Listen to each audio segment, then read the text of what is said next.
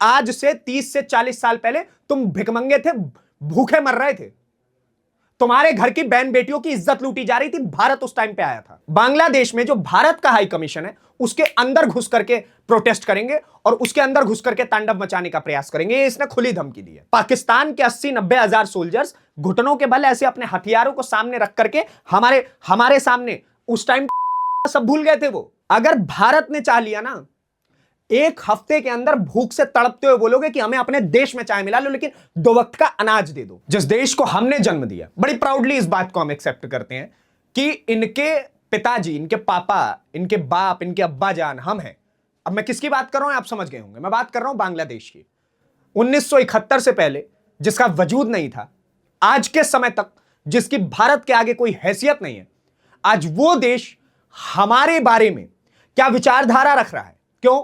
क्योंकि वहां से जब से पहले की सरकार, शेख हसीना की सरकार हटी है और मोहम्मद यूनिस की अंतरिम सरकार बनाई गई है, तब से जहर जो है भारत के खिलाफ भरने का एक ऐसी साजिश चल रही है कि कल के दिन 17 दिसंबर को जो तस्वीरें बांग्लादेश से आई हैं, और वो भी भारत के हाई कमीशन के ठीक सामने वाले मार्ग से, सामने वाली सड़क से, वो रूह कपाने वाली है। वो सोचने पर हमें मजबूर करती है कि जिन बांग्लादेशियों को हमने आजाद किया, जिन बांग्लादेशियों के पास खाने का अनाज नहीं था तो उन्हें हमने रोटी दी, जिन बांग्लादेशियों के पास रहने की जगह नहीं थी तो हमने उन्हें अपने यहां शरण तक दे दिया, आज वो बांग्लादेशी अपने पिताजी से, हमसे ऊंची आवाज में बात कर रहे हैं दोस्तों। और इतनी रेडिकल थिंकिंग रख रहे हैं ये इस्लामिस्ट सोच के लोग। ये सोच रहे हैं शरिया कानून बांग्लादेश में चला दे, और वो सारी तस्वीरें मैं आपको दिखाऊंगा। ये वीडियो, आज की ये वीडियो बहुत जरूरी है आप लोगों के लिए, समझने के लिए कि जिन जिन देशों से, जिन जिन मुल्कों से हमने भाईचारा निभाने का प्रयास किया, जिनको हमने आजाद करवाया, जहां पर ये मैं आपको दिखाता हूं। कल की खबर आप सबसे पहले देखिए, मैं आपको समझाता हूं। ये बांग्लादेश हाई कमीशन के सामने, जो भारत का हाई कमीशन है, वहां पर ये सारे बांग्लादेशी रेडिकल सोच के लोग प्रोटेस्टर्स कर रहे हैं। संख्या देखिए इनकी, हजारों सैकड़ों की संख्या में ये प्रोटेस्ट कर रहे हैं वहां पर और मार्च निकाल रहे हैं भारत के खिलाफ। तो इनको एक समय पर, मैं लेजिट ये बात बता रहा हूं, पाकिस्तानी आर्मी, पाकिस्तानी अवाम के लोग बांग्लादेश के, उस समय के जो पाकिस्तान हुआ करता था बांग्लादेश, वहां पर इन्हीं लोगों की माताओं और बहनों की इज्जत लूटते थे, और उन इज्जतों का बचाने का काम भारत ने किया है, हमने किया है, हमारी सेना ने किया है, और आज ये हमारे खिलाफ जहर उगल रहे हैं। पूरी खबर क्या है मैं आपको बताऊंगा, लेकिन उससे पहले आप मेरा परिचय जानिए। नमस्ते, मेरा नाम नीतीश ठाकुर है और आप न्यूज पेटी देखना शुरू कर चुके हैं। आप सबसे पहले देखिए, Dhaka Bangladesh protesters were held earlier today the high Indian commission, several informatory statement were made during demonstration against India. इस प्रोटेस्ट में भारत के खिलाफ जहर उगलने का काम किया गया है दोस्तों। ये पूरा का पूरा प्रोटेस्ट ही भारत के खिलाफ था, ताकि भारत को ये लोग धमका सके, नीचा दिखाने का प्रयास कर सके, नथिंग एल्स। मैं आपको और दिखाता हूं क्या क्या हुआ इस प्रोटेस्ट में। दोस्तों सबसे पहले आप इस लड़के को देखिए, इसका नाम राशिद है, मिलिटेंट है, ये उग्रवादी है और कुछ नहीं है। इसकी हैसियत, घर पे रोटी नहीं पड़ी होगी, लेकिन भाई को राजनीति में उतरना है, बांग्लादेश का एक बहुत बड़े शासन वाले पद पर बैठना है, नथिंग एल्स। और ये भारत के खिलाफ ऐसी ऐसी सोच रखता है। आप सबसे पहले देखिए, next time we will enter in Indian high commission in Dhaka, Indian domination will not continue in Bangladesh. इसका कहना है कि अगली बार जब ये प्रोटेस्ट होगा, इस प्रकार के जो लड़के ये खड़े होकर के, ये कल को बांग्लादेश में जो भारत का हाई कमीशन है उसके अंदर घुस करके प्रोटेस्ट करेंगे और उसके अंदर घुस करके तांडव मचाने का प्रयास करेंगे। ये इसने खुली धमकी दी है। और इसने क्या क्या कहा है? इसने कहा है कि हम भारत में से 7 सिस्टर्स को, यानी कि जो हमारे 7 राज्य हैं, उनको काट करके, नॉर्थ ईस्टर्न स्टेट्स को काट करके बांग्लादेश में शामिल कर लेंगे। बेटा मैं तुमको एक बात बताता हूं, बात उतनी करनी चाहिए जितने की हैसियत हो। नमक स्वाद अनुसार, बातें औकात अनुसार बहुत अच्छी लगती हैं। लेजिट मैं तुमको बता रहा हूं, आज से 30 से 40 साल पहले तुम भिखमंगे थे, भूखे मर रहे थे, तुम्हारे घर की बहन बेटियों की इज्जत लूटी जा रही थी। भारत उस टाइम पे आया था, पूरी दुनिया भारत के खिलाफ थी उस टाइम पे। कह रहे आपको क्या मतलब है, आप करने दो ना जो कर रहे हैं लोग, why do you care about it. लेकिन इंसानियत हम में थी, हमने तुम्हें बचाया ये दिन देखने के लिए। मुझे तो मतलब वो जो टिपिकल जो इंडियन पेरेंट वाली चीज है वो मेरे को समझ आती है कि यार ये तो वही चीज हो रही है कि जैसे भारतीय माँ बाप अपने बच्चों के बारे में बोलते हैं कि यही दिन देखने के लिए हमने तुम्हें पढ़ाया था। मैं वही चीज सोच रहा हूं कि यही दिन देखने के लिए हमने तुम्हें आजाद करवाया कि तुम भारत के खिलाफ ही जार उगलोगे। और तुम कैसे, किस मुंह से कह सकते हो कि तुम सेवन सिस्टर्स यानी कि हमारे देश के नॉर्थ ईस्टर्न स्टेट्स को काट दोगे? तुम्हें पता है नॉर्थ ईस्टर्न स्टेट्स हैं क्या हमारे भारत के लिए? हमारी प्राण है, हमारी जान है।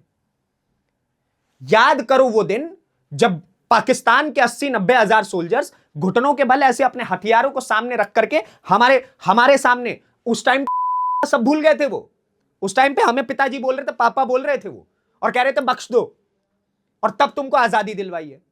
तो अगर भारत वो कर सकता है तो तुम्हारे जैसे कुछ भी नहीं है हमारे सामने, नथिंग, जीरो हो, शून्य हो, खत्म कर देंगे तुमको अगर ये धमकी है तो। और धमकी का जवाब धमकियों से मिलता है। सोचो, बोलने से पहले सोचो। किस बांग्लादेशी आर्मी के ऊपर तुम, मैं लेजिट बता रहा हूं, राजपुताना राइफल्स चले गए वहां पर, तुम तो पागल हो जाओगे, ये कौन आ गए? हमारे देश के सैनिक 6-6, 7-7 फुट, 8-8 फुट के हैं, 5-5, 6-6 फुट के, तुम्हारी तरह नहीं है छोटे छोटे से, और तुम हमें धमकी दे रहे हो। पूरी विश्व में दूसरी सबसे बड़ी आर्मी इंडिया के पास है, परमाणु संपन्न देश हमारा, we have atom bombs. Dhaka खत्म करने में मिनट लगेगा भारत को, ठीक है? बट हम शांति प्रिय लोग हैं, हम शांति प्रिय हैं, लेकिन हम भारत के खिलाफ कुछ नहीं सुन सकते हैं, और खास तौर पे नॉर्थ ईस्टर्न स्टेट्स के साथ।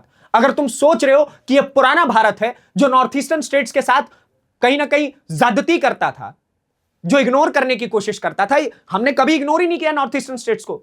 दे are our brothers and sisters, every Indian state, हम हर किसी को अपने साथ लेकर के चलना जानते हैं।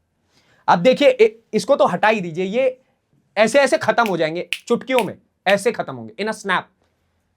आगे देखिए, यूनुस समर्थक बांग्लादेशी कंगलू ये तंज में कहा गया इनको, भारतीय दूतावास पर हमला करने का प्रयास कर रहे हैं। कल मुशफिकुर रहमान को केकेआर ने 9.2 करोड़ में खरीदा। केकेआर के मालिक को तो आप जानते ही होंगे कौन है, शाहरुख खान। सवाल खड़ा किया गया है कि एक तरफ बांग्लादेश के अंदर हमारे भारतीय दूतावास को खत्म करने का प्रयास किया जा रहा है, लेकिन उसी तरफ हम उनके प्लेयर्स को खरीद रहे हैं 9-9, 10-10 करोड़ रुपए में। आखिर क्यों? एक तरफ जो देश हमारे ही देश के खिलाफ एक खूनी जंग के लिए उतरना चाहता है, वहीं दूसरी तरफ हम उन खिलाड़ियों को अपने देश में इज्जत और इजाजत दें खेलने का। अब आप में से कई लोग या फिर कई ऐसे लोग हैं इस देश में जो थॉट रखते हैं कि अरे क्रिकेट को, खेल को तो इन चीजों से अलग रखना चाहिए। नो ब्रो, नहीं, आवश्यकता ही नहीं है। कैसे रखे खेल से अलग? ये कोई खेल नहीं चल रहा है। आपके और मेरे जो डिप्लोमेट्स बांग्लादेश के अंदर है, ये डायरेक्ट डेथ थ्रेट है, उनको डायरेक्ट मारने की धमकी समझ लीजिए एक तरीके से, कि भारतीय दूतावास के अंदर घुस जाएंगे, और हमें इस चीज की फिक्र करनी पड़ेगी। फिक्र हुई है, वो भी मैं आपको आगे खबरों में बताऊंगा। आगे आप देखिए, thousands of protesters including radical Islamists marched towards the Indian High Commission in Dhaka's Gulshan diplomatic zone where most major foreign missions are located। अब आप समझिए कि जिस सड़क पर यह मार्च हो रही थी, जिस सड़क पर यह खूनी जंग करने का प्रयास किया जा रहा था, उस सड़क पर सिर्फ भारतीय दूतावास नहीं है, वहां पर कई सारे दुनिया के डिप्लोमैट्स रहते हैं। और बांग्लादेश में अगर यह चीज हो रही है तो वहां की सरकार से सवाल पूछा जाएगा, मोहम्मद यूनुस से सवाल पूछा जाएगा कि तुम अमेरिका के तलवे चाटने के अलावा, पाकिस्तान के आगे मुजरा करने के अलावा और कुछ कर पा रहे हो अपने देश में? I want to ask mister Mohammad Yunus that इतने लंबे समय से आपने कितने बांग्लादेश के लिए कार्य कर दिए, उसको बर्बाद करने के अलावा, रेडिकल इस्लामिस्ट बनाने के अलावा, और क्या किया आपने बांग्लादेश के लिए? क्या आपने कभी भारतीय दूतावास से या फिर भारत की सरकार से शांति पर वार्ता करने का प्रयास किया? हमें कभी भरोसा दिलाने का प्रयास किया कि नहीं, आप हमारे जननी हैं, जननायक हैं, तो हम भारत के खिलाफ कुछ भी नहीं करेंगे? एक बार तो ये भरोसा दिलाते तो शायद बच जाते आप।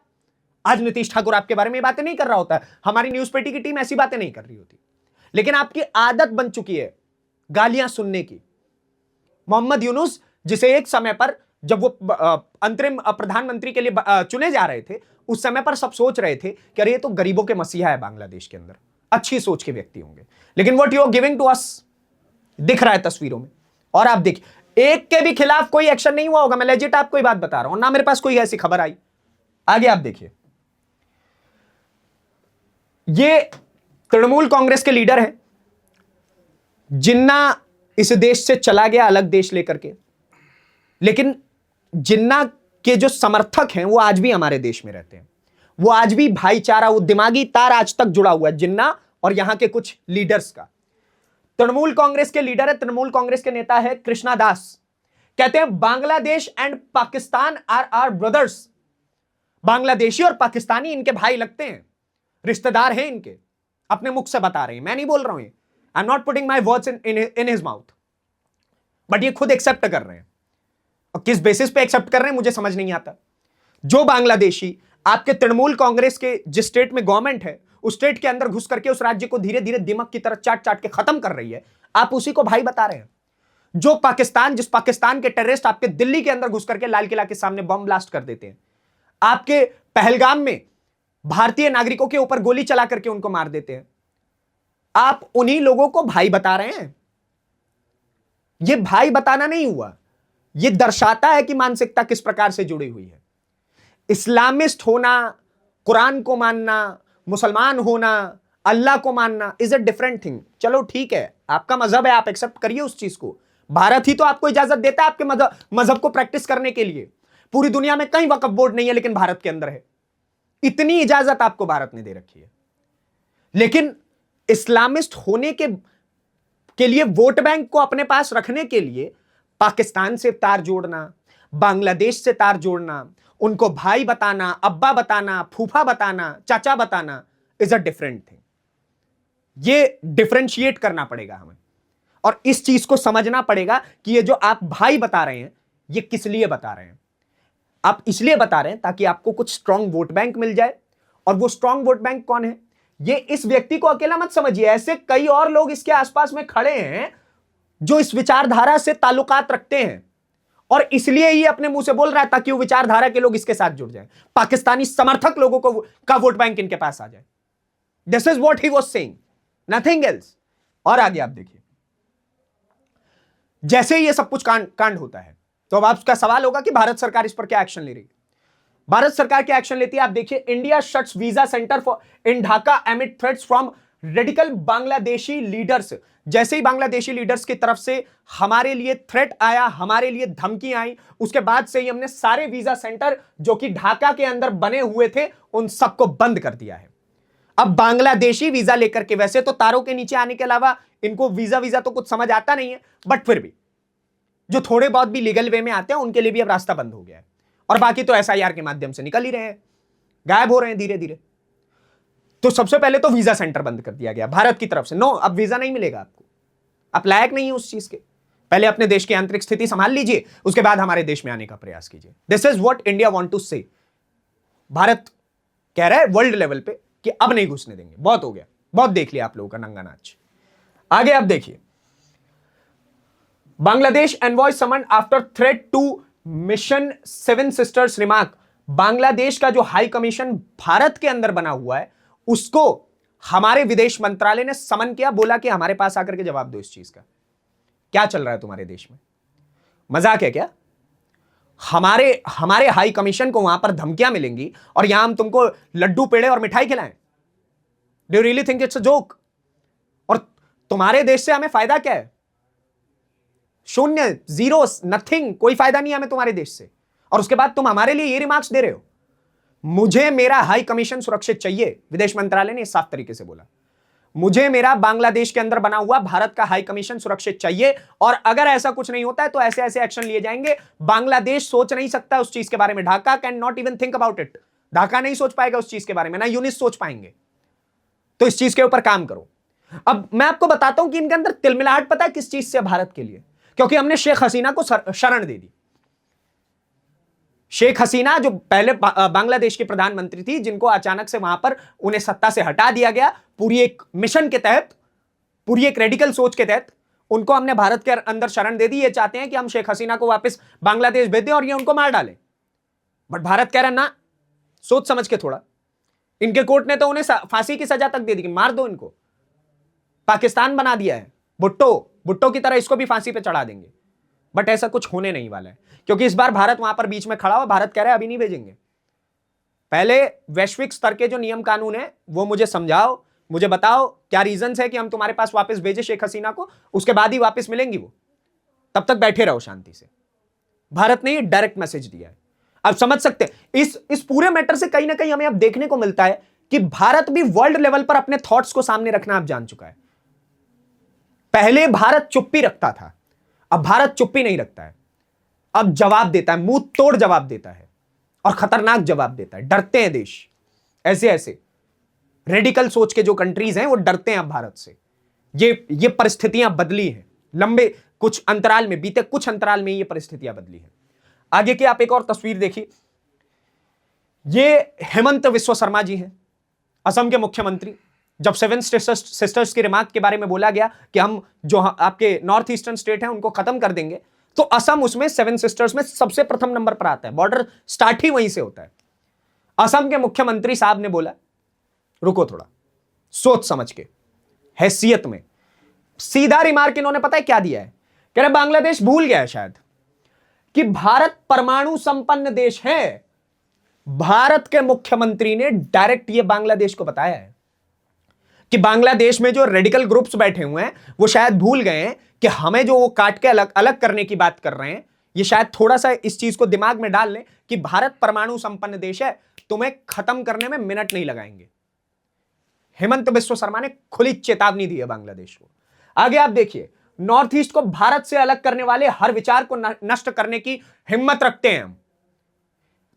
तुम लेजिट पता नहीं किससे पंगे ले रहे हो यार। तुम ममता दीदी के बारे में बोलते समझ आता कि पश्चिम बंगाल को अलग कर लेंगे, अलग तुम्हारी हैसियत उसकी भी नहीं है, लेकिन शायद तुम्हारी थोड़ी बहुत सोच मिल जाए। लेकिन तुम असम को अलग करने की बात कर रहे हो, नॉर्थ ईस्टर्न स्टेट को। वहां जो ये मामा बैठे हुए हैं ना, इनके बारे में भारत में आकर के पहले पढ़ो कि क्या बातें चलती हैं। पीटते हैं फट्टों से, ये स्थिति बना देते हैं तुम्हारे जैसे बांग्लादेशियों की। भाग रहे हैं असम से सारे बांग्लादेशी और तुम उनको धमकी दे रहे हो यार, कमाल है। आगे आप देखिए, हर बात मीडिया के सामने हेमंत बिस्व शर्मा ने बोला कोई हिंदूवादी इस बात को खुल करके बोल सकता है, ये इनके सपोर्टर्स जो हैं वो ट्वीट करके बोल रहे हैं। तो आप ये समझ सकते हैं। आगे आप देखिए, एक और मैं आपको जोकर दिखाता हूं। ये एक और जोकर है और इसका नाम है, ये मुसादिक नाम है इसका, ठीक है। और इसने भी एक लंबा मार्च निकाला था भारत के खिलाफ। उसमें इसने बोला है, पढ़ते हुए भी मुझे हंसी आ रही है, कहता है Indians will starve to death if money stops going from Bangladesh. कह रहा है कि अगर बांग्लादेश से भारत को पैसा जाना बंद हो जाए तो भारतीय भूखे मर जाएंगे।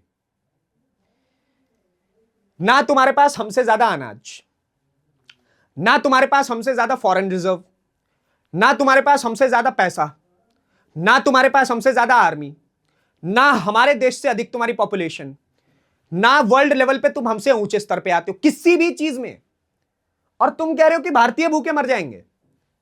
अगर भारत ने चाह लिया ना, एक हफ्ते के अंदर भूख से तड़पते हुए बोलोगे कि हमें अपने देश में चाय मिला लो लेकिन 2 वक्त का अनाज दे दो, ये बोलोगे तुम भारत को, ये स्थिति में ला देगा भारत तुमको, और तुम कह रहे हो भारतीय भूखे मर जाएंगे।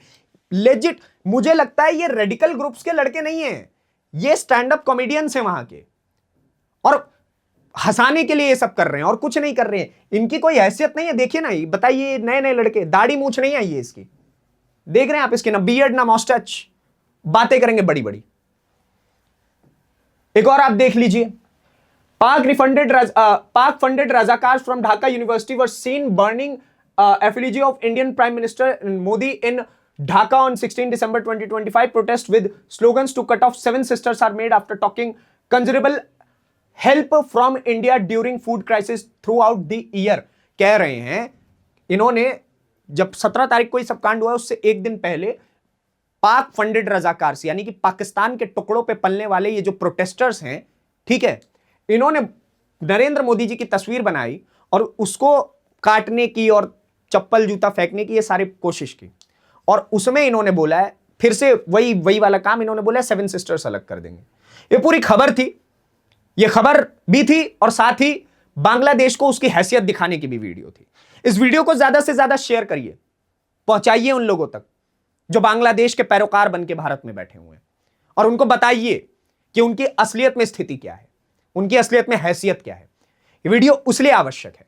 बाकी आप क्या सोचते हैं इस पूरी खबर को लेकर के, जो कुछ भी बांग्लादेश में हमने देखा और उसके ऊपर भारत का जो एक्शन लिया गया है, डिप्लोमेटिक एक्शन जो लिया गया है, उसको लेकर के हमें कमेंट बॉक्स में जरूर बताएं। और ऐसी वीडियोस को देखने के लिए न्यूज़ पेटी को सब्सक्राइब करें। धन्यवाद, नमस्कार, जय हिंद, जय भारत।